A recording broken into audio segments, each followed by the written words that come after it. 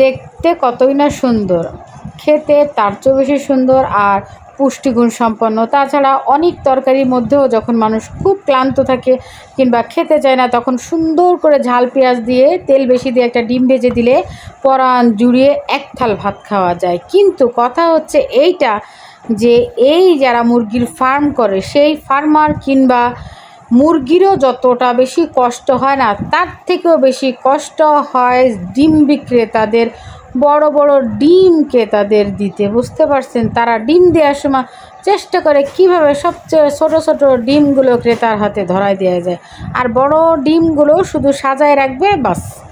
কাউরে দিতে গেলে তাদের আত্মা কলিজা পরাণ সব একদম মনে হয় যে বাইর হয়ে যাচ্ছে।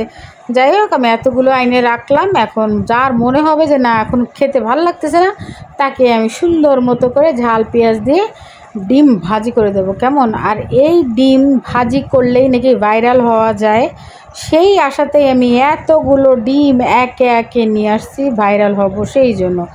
সবাইকে ধন্যবাদ। আল্লাহ হাফেজ।